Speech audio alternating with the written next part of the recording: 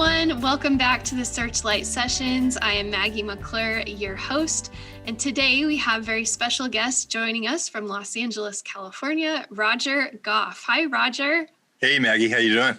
I'm great. Thank you so much for joining us today. Yeah, great to see you.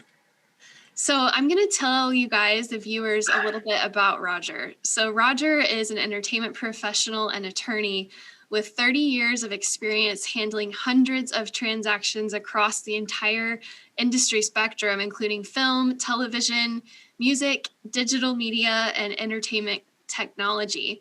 And prior to becoming an attorney, Roger worked in radio and television broadcasting, advertising, and as a studio musician, which is very cool, graduating from the studio guitarist program at Musicians Institute in Hollywood.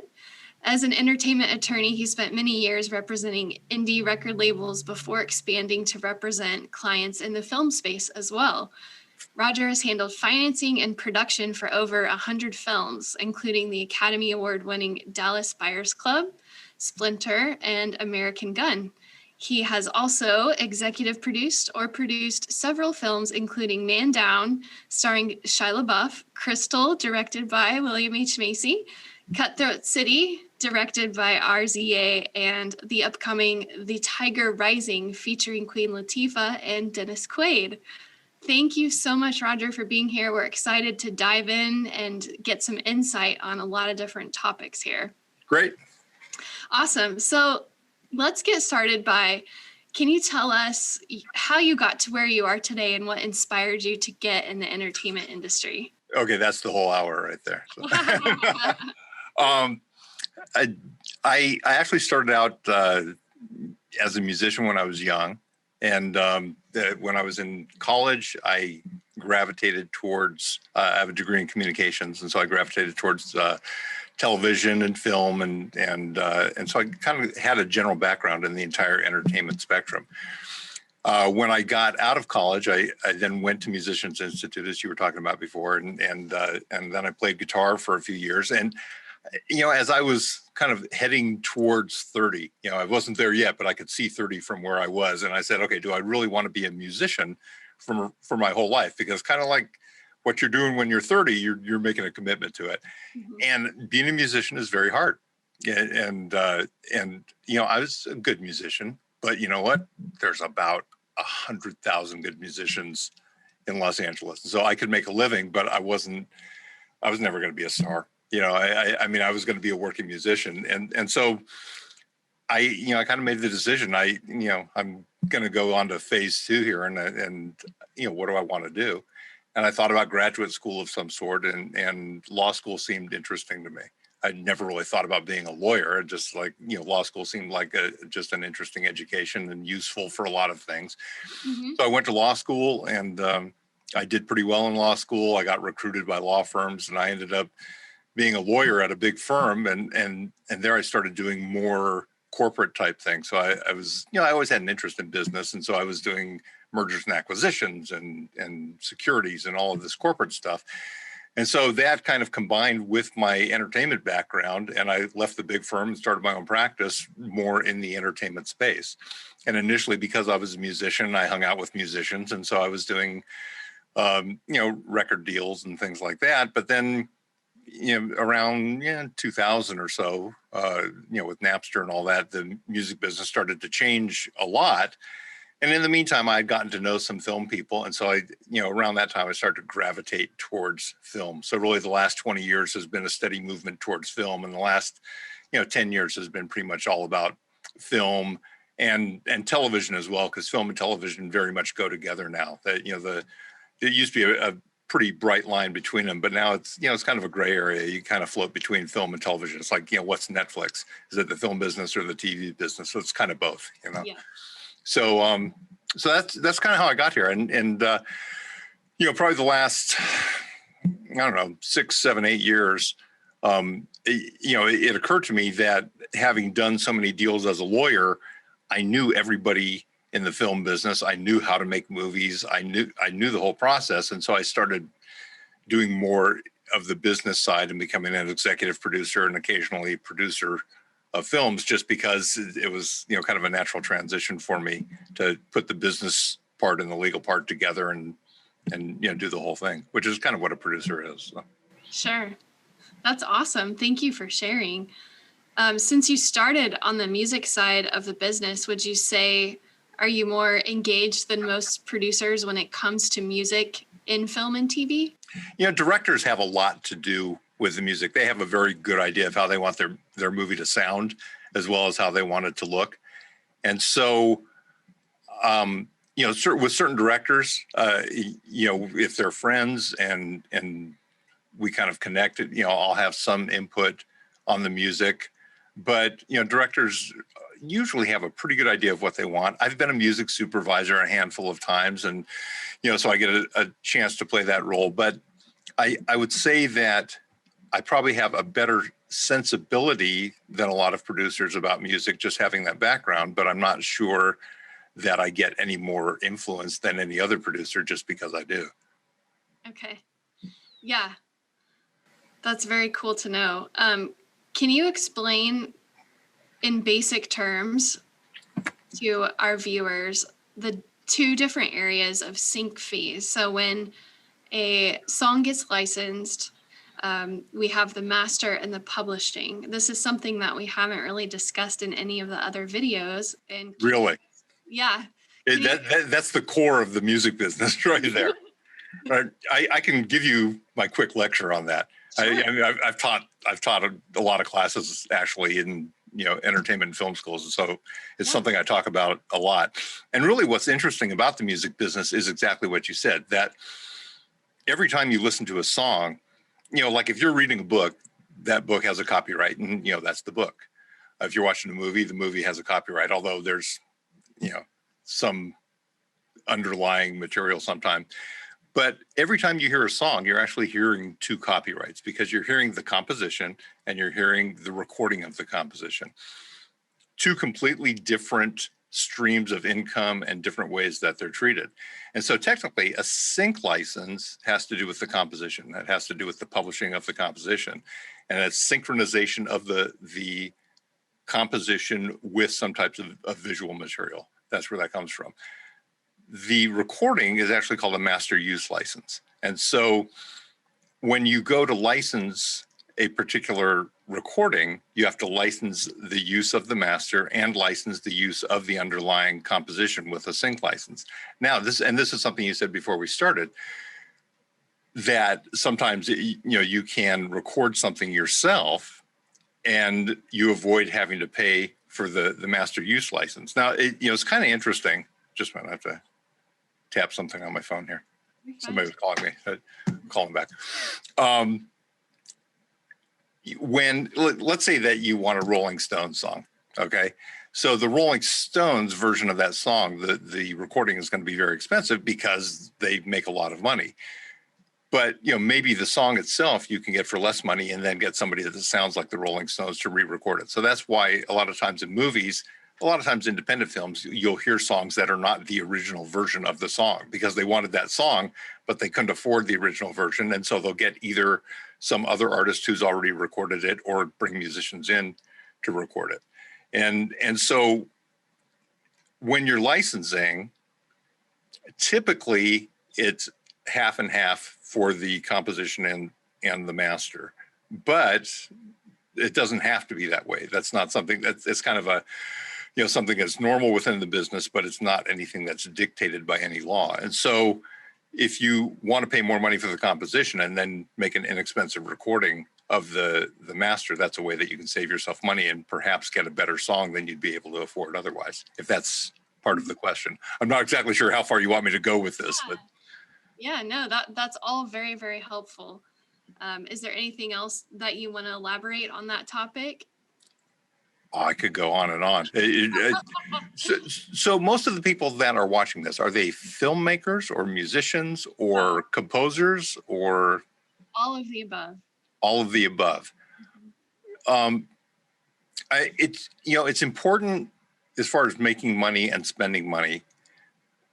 Even people in the music business don't completely understand the music business a lot of times. And so it's really important to understand what you can and can't do, and how to save money. And I mean, I know some great music supervisors that they're smarter than me about how to use music in a movie, because that's all they do. I do law in a whole bunch of different areas, and I understand how the rules work and what to do. But getting a good music supervisor sometimes can just be worth its weight in gold, especially if you have a film that's going to be music driven and it's going to have a lot of licensed material in it as opposed to a contracted score. I mean, having a good music supervisor do that, a lot of people think they can do it themselves, but it's so funny. It's like casting a movie. People think, oh, I can go hire actors. Well, no, get a good casting person, and, because it's really worth having somebody that knows what they're doing, or a good locations person. Same thing with music. I mean, having somebody to help you find the right music and to help you acquire the music in the right way, you'll save more money than you'll spend. Yeah. And they'll keep you out of trouble. Absolutely. Yeah. So, I mean, hire good people. I guess that's my advice. It's complicated to hire good people. Yeah. Well, where do you source music from when you're looking for music for a film that you're working on? Or is that, like you said, maybe more of the director and music supervisor's territory? But I'm sure you have some input on that. I do. And like I said, I've been a music supervisor. And typically what we have, and again, it depends on the type of film. Like the film that you mentioned, Tiger Rising. We hired two great composers. One is Tommy Emmanuel, the guitar player. I mean, he's amazing guitar player. And so the vast majority of the music in this movie is going to be, contracted score. And so, we didn't have to go license a bunch of stuff, because this movie has a very particular sound to it. And that sound is, Tommy's guitar and then some orchestral things around it. But you have other movies where the score of, different popular music, or like, let's say it's a period piece from the 80s, where you're going to want to surround that with a lot of music that sounds like the 80s. And so a lot of times you'll be going and getting those songs and the recordings from the people who own them. What you normally want to do is you're going to, have, depending on your budget, you have 2 or 3 showpiece recordings that you're going to go, and you're going to spend a lot of money on those. And actually I did a movie with Monique where I was the music supervisor on it, and she helped me immensely with filling in all of the stuff around. We had a couple of showpiece numbers that we paid some good money for, and then we had some budget left for the rest of the music, but not a lot. And so you have to know people that have music. I've gone to places like Taxi and Broad Jam, and I ask friends. I mean, a lot of people are calling and pitching me stuff all the time. I mean, you get it where you get it. It just kind of shows up. I mean, I might call you someday and say, do you know anything that sounds like this, or somebody that can do that? And you might turn me on to somebody. So it's just really, a lot of times it's a matter of networking and looking for things for the vast majority of the music, like the song playing in the elevator and, for 15 seconds, that song isn't, you're not going to go to some record company and pay $20,000 for it. So and there's a lot of that music, and every time the movie plays, those people are making money too. So exactly. Yeah. Well, we talked a little bit about this earlier, but you've produced some movies that feature scenes with live musicians. Can we talk a little bit about that process and maybe what some of the challenges are when doing so? It's kind of different in every situation. The one I'm thinking of is a movie that actually we haven't released it yet, although I think that we will soon. But I was actually in this movie as part of the band. Oh, cool. It's funny because the movie takes place in this particular scene. Anyway, it takes place in a recording studio. And it was me and Rick Springfield and people that know how to play. And we're in a recording studio. So we played. We didn't have to do anything. We just set up mics and roll the tape. And so, what you hear is what we're sitting there playing at the time that we're playing it. So we could just record it live. Okay. But a lot of times you're not in that kind of environment. And so you're going to have to, if it's something that's very particular to the scene, you're going to have to pre-record it and then have live playback, that the musicians can play to. Or, that's usually, if it's, something we're going to see somebody play, that's really how you're going to normally have to do it, is you're going to have to record it, put it in the scene as a director and a DP. You're going to have to shoot it from all kinds of angles and make sure that you have plenty of coverage for it. And, and you'll see this sometimes in editing that, the shot isn't exactly, especially if you're a musician, you'll notice that the shot isn't exactly what's being played at that moment. That like if you play guitar and you're watching the guitar player, you go, that's not what he's playing. Yeah. So it's always going to be tricky to make it exactly accurate if you're not actually recording live. And in most situations, you're not going to be able to record live on set because you're just not in an environment where you're able to do that. So. Right. Yeah. In my experience, I've been a part of quite a few scenes where we have had pre-records, and it's been very helpful. I've also been a part where nobody knows what's going on and we just have to figure it out when we get there. But in an ideal world, how much in advance should a pre-record be made to send to the band? I mean, ideally not the day of or the day before, right? It depends on who the band is, but it's funny in this movie, what's his name? Pablo. I'm forgetting his last name, but it was the actor, the lead in the movie.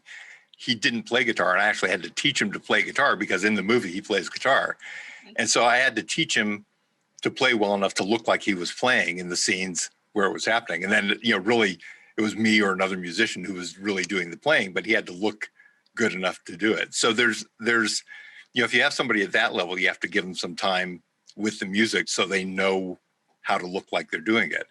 Sure. If it's somebody who's an actual musician, you don't have to give them any time at all. Studio musicians, we're used to walking in, they hand you the music and you count and you play, so, I can, any musician that plays all the time can hear something and know exactly what it is and do it. Sure. And so it just really depends on who it is that you're going to be filming. If it's somebody that's experienced with music, I don't think you have to prepare that much. Yeah, unless there's lyrics, which one of the cases that I did recently, it was just a couple days before, and there were obviously lyrics and a singer. If you're looking like you're singing, that's different. Yeah. yeah. That's definitely trickier than the playing part. Mm-hmm. Yeah, I'm not really an expert in how to do that, but sometimes you can see where it's really well done, where somebody is lip syncing something and it still looks really good. And I think that speaks a lot to the quality of the actor and the fact that they are really prepared and they know what they're doing. Mm-hmm. So I think in that case, giving somebody a chance to prepare is probably time well spent. Yeah, definitely. Yeah, I think having as much planning in place for scenes like that is helpful for everyone, because there's so many things going on and it happens so fast and there's a lot to think about for everyone. So I think planning ahead as much as possible is best for everyone involved in a scene like that. As a general rule, having, planning ahead and having people who have some experience is always, a good idea. So. Right. Yeah. What advice would you give to directors who maybe haven't filmed with live musicians before, or musicians miming, if you will, on camera? Any advice that you would give to filmmakers? I would get somebody who's done it before, even as a consultant for that day, get a music consultant, there to help you with it. Maybe the music supervisor is experienced with it. A lot of times music supervisors are players themselves. They've been around films, but that's true for, really anything that you do in film or anything that you do in life. If you haven't done it before, it's not a bad idea to have somebody there who has. Yeah, that is very good advice. Yeah. Awesome. Well,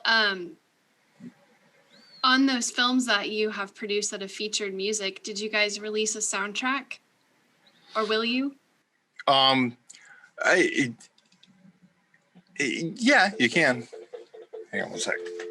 My phone has been doing that. It's weird. I mean, yes and no. I think that if it makes economic sense to do it, we certainly set ourselves up on the movie with Tommy Emmanuel and to hopefully do a soundtrack album because we think the music is going to be really special.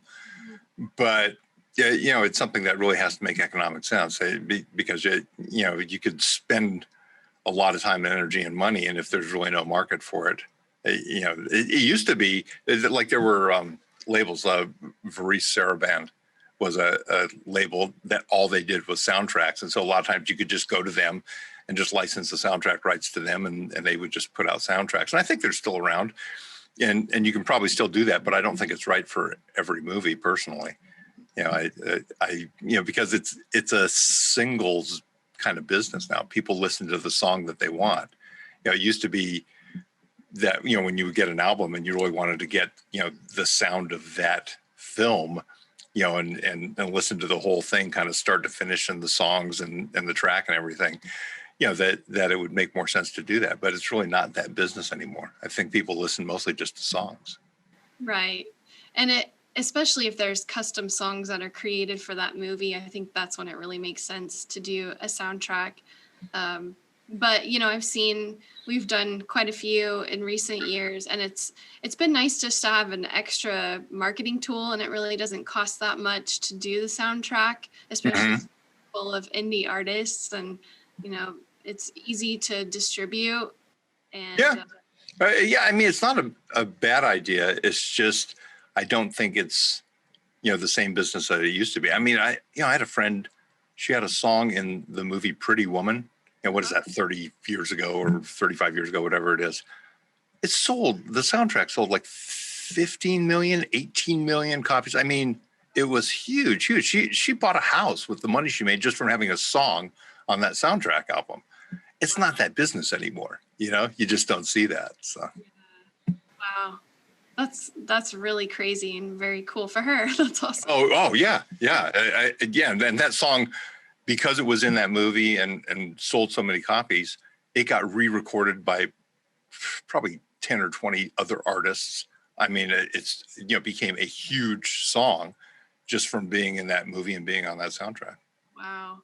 Well, and something that has just come to my mind is I was working with a director last year on a film, and he told me, well, I don't really have, a good budget. I don't have a lot of budget for licensing music because, artists make money on the soundtrack and streaming. And so I don't really think I need to pay very much for the songs. Well, yeah. I mean, but musicians, it's one of the reasons I'm a lawyer.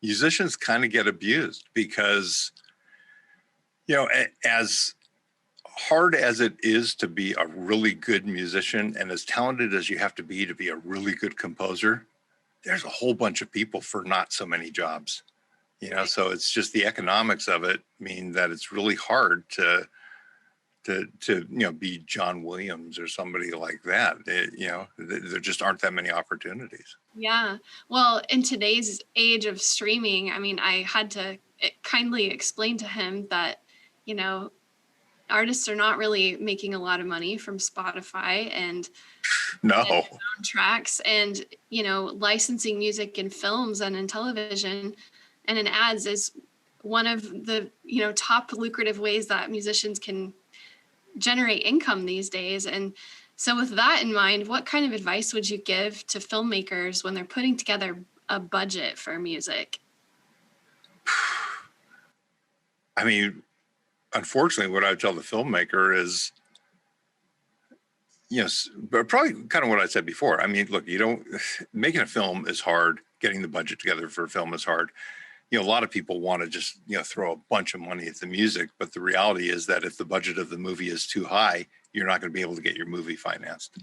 So I guess the fair thing to say is don't spend any more than you need to make the film that you really want to make. It's like you can maybe splurge on one or two songs, but don't start, thinking of every song that you love from your childhood and that you're going to put it in your movie. You're not going to be able to do that. And I always want to see people get paid fairly, but the point that you were making before is really not, it's a good point that if I give somebody even a $500 sync fee, but it's in a movie that's going to play worldwide and it's going to be all over television and it's going to go on for years and years, they're going to make a lot of money off of that, if they're the composer. So it is worth it to do it for a little bit of money if it's a movie that, kind of makes sense and it's going to get out there. It's really unfortunate. I mean, I feel bad for musicians because, it is so competitive and, they're going to have to do a lot of stuff for not very much money and with no guarantee that it's ever going to get better. But if you don't do that, you're not going to get any opportunities at all. So you kind of have to do that. It's a, bit of a rock and a hard place.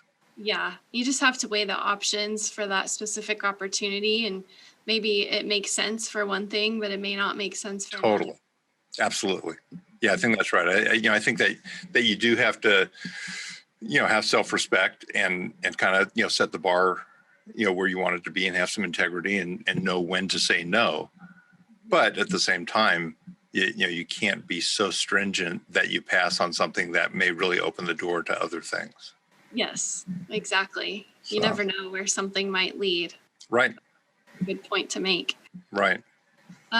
So let's talk about streaming. So obviously there's more content now than ever with Netflix and all of the things available to us on our televisions these days. Do you think this opens up more opportunities for musicians with all the more content? Does it seems like that to me. I think all content producers, there are plenty of places to put your content, but it's interesting what COVID has done to that, because from the standpoint of not being able to physically produce for several months, and even now it's challenging to do it. We're not back up to full speed in production, although we are producing things.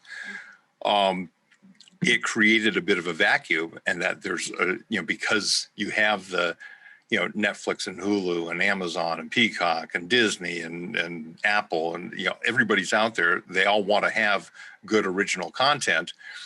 So right now there is a bit of a premium on good content, and I think that music kind of piggybacks on that. Certainly if you have more content that's higher demand, and you have good music, that there's an opportunity to get it out there because there are a lot of places. But when production is at full capacity, there's always more people. Well, it's interesting. There are always more people who want to produce than things that are going to get on the air or into the theaters, but they're not all good. So I would think as a musician, the best thing you can do is align yourself with good people that have experience getting things on the air, that they have a resume that shows that they're able to actually accomplish things. You align yourself with them, you're going to more likely be getting your music into places where it's going to be heard.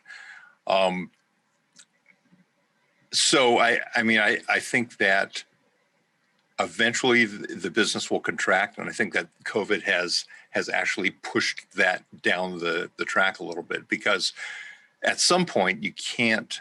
Are you able to watch everything that's available to you? It's like there's things out there that I would probably love. I don't even know they exist. There are so many things to watch right now. And so, that can't go on forever. The audience is only as big as it is.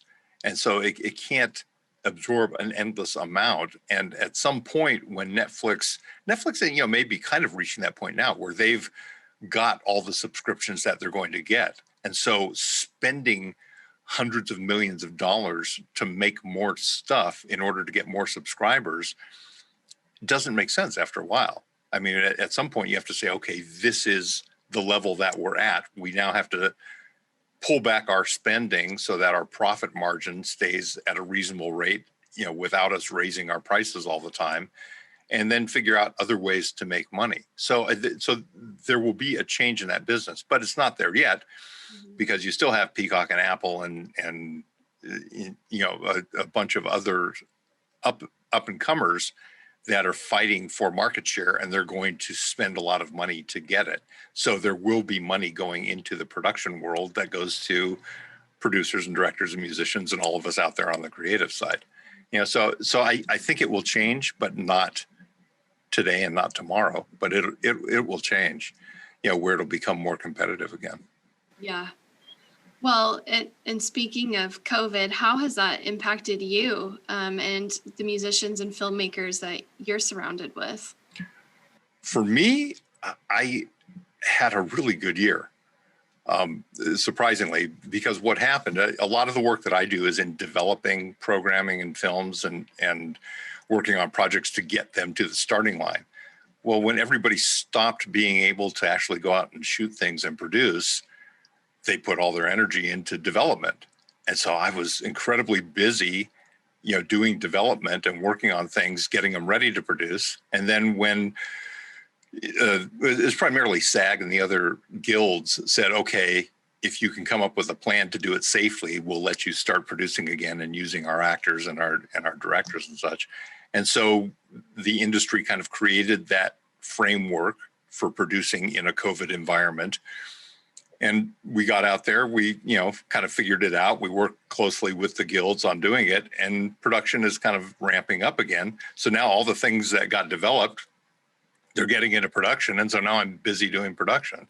So my like everybody, my life changed a lot, but there were things for me to do, thankfully.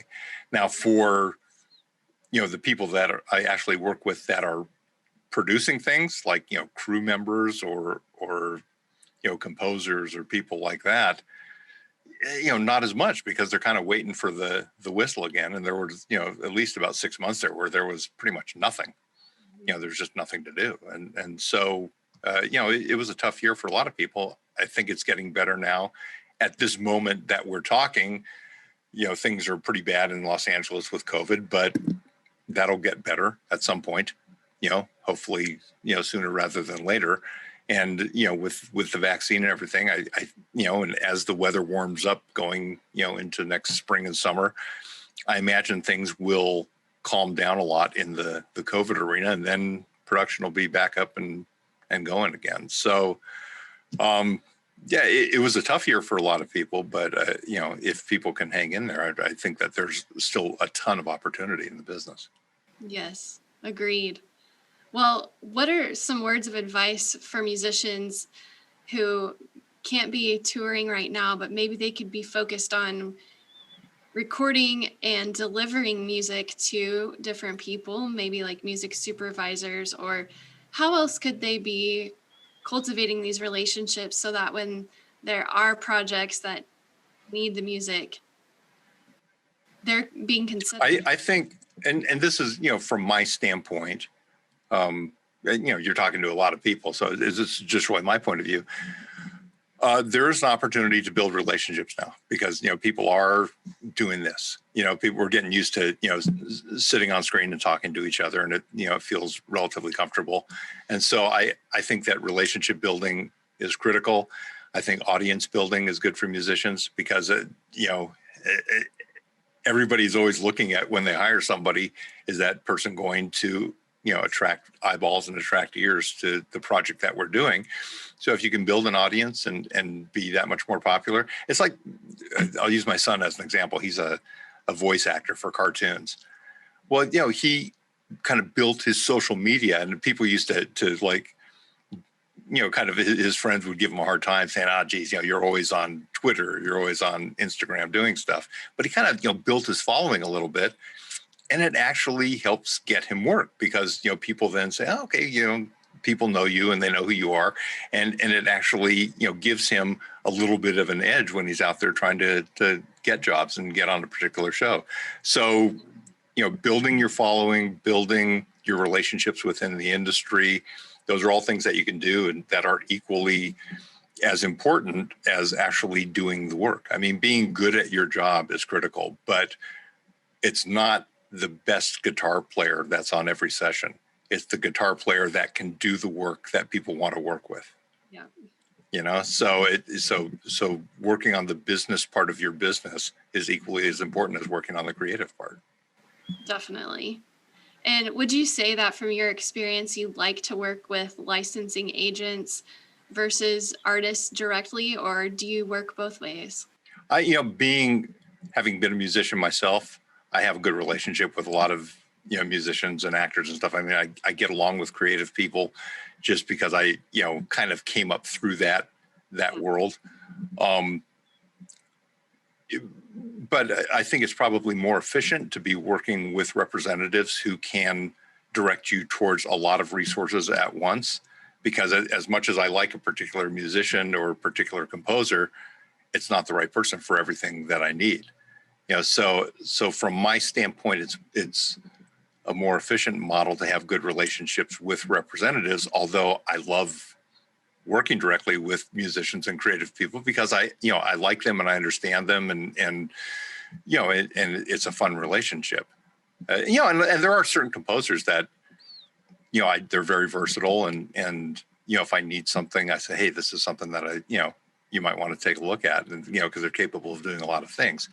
But like Tommy Emmanuel for this movie, it's like, if that's the sound you want for the movie, he's the guy in the world that you're going to hire. But if you want something other than that, he's not the guy, because he sounds like he sounds, I mean, he has like a very particular sound to his music. Yes, he does. I remember seeing him at NAMM a couple years ago and getting to meet and talk with him. So he's amazing. Being a guitar player, I'm just flabbergasted by how talented that he is. His playing is just, I mean, beyond human. You just watch him do that, and you go, how do you do that? Yeah. It's guys like him that made me quit being a musician. It's just like, okay, I can play, but I can't play like that. But you're right, though. I mean, everybody is good at their thing, and so that's awesome that he was the perfect fit for this film. But like you're saying, he may not be the perfect fit for another one. That's else. Right. Yeah. So, I mean, certainly from the standpoint of a musician, get to know everybody you can, and and let them know not only that you're talented and what you're capable of doing, but that you're a nice person and easy to work with, and you're going to have a good time. But don't expect that you're going to get every job. I mean, you're understand who you are in the marketplace and go after the opportunities where you really have the best chance to fit in and get the gig. Yeah, for sure. And I think that's an interesting point. Being the right person for the gig doesn't mean necessarily you're the best guitar player in the world. It means you're the best guitar player for that specific situation, and you're easy to get along with, and you follow directions. I mean, that kind of stuff is equally as important, wouldn't you say? More so. In my mind, there's a bar, especially like with musicians, there's a bar that you have to be above. You have to be a competent musician and be able to do what's needed. Above that, it's really whether they want to hang with you or not. Right. Because a lot of people can walk in and play the notes. Yeah. So they'd rather be with somebody that they like hanging out with.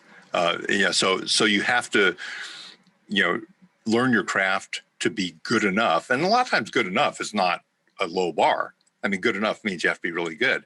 And then from there, if you're a real virtuoso, I think that you play the fact that you're just that much better than everybody else, and the gigs that you're going to go after are the ones that really require that level of virtuosity. Yeah. But if you're a competent musician or a competent composer, then make sure that you have good relationships and that people know you and like you. Mm-hmm. Awesome advice. Thank you. Yeah, you have to kind of know who you are, and unfortunately, a lot of times, I mean, I'm decades older than you, and I'm not saying you don't know who you are, but a lot of times you have to get to a certain age before you can look back and say, oh yeah, that's who I am. And you kind of wish that you knew it a lot earlier. So because you waste a lot of time trying to be something you're not. You just you are who you are. Exactly. It's good to know and understand your strengths and weaknesses. Yeah. It's just I mean, it's really interesting. You can learn a lot from meditating and reading, books on Buddhism. And I mean, there's a lot of things that you can learn from that contribute to your business life and your creative life that ostensibly have nothing to do with it, but they do. They help you have some insight and some feeling for, how the world works and where you fit in. Mm-hmm. Definitely. Well, cool. Is there anything else that you'd like to touch on before we close today? Any last tips for musicians or filmmakers, maybe at a beginner or intermediate level, just wanting to get more involved? Patience and persistence are always the things that come back to me. I think those two things are important, that you have to recognize that it's going to take some time to get where you want to go. And you have to be patient, and it's not that you don't keep pushing forward, but sometimes it's only going to go as fast as it goes, and you have to keep yourself available for opportunities and recognize when an opportunity is in front of your face. And that may be today or tomorrow, and it may not be for a year, but there will be opportunities. And so you have to keep yourself in the position to take advantage of that, and then just be persistent and do the work and show up every day, have the best attitude that you can, be as good at your craft as you can. When you have a bad day, learn from it and shake it off, keep going, because we all have some days that really suck. And when you have a good day, you really appreciate it, and spend time with people that you love and live a nice life, because a lot of times you can get so focused that a lot of time goes by and you realize that you haven't really taken the time to enjoy those moments of your life as you're pursuing your goals. Yeah, that hits home for me and good. A lot of people. So thank you very much. Yeah, you bet. This is really fun. I enjoyed it. Thank you. Good. I'm so glad. Roger, thank you so much for joining us today for the Searchlight Sessions. This video series is designed to help up-and-comers in the entertainment industry to expand ways they can be successful. Stay tuned, guys, for some takeaway ideas from this session to help with your success. Thank you so much, Roger, for joining us. Maggie, it was really fun. Thank you.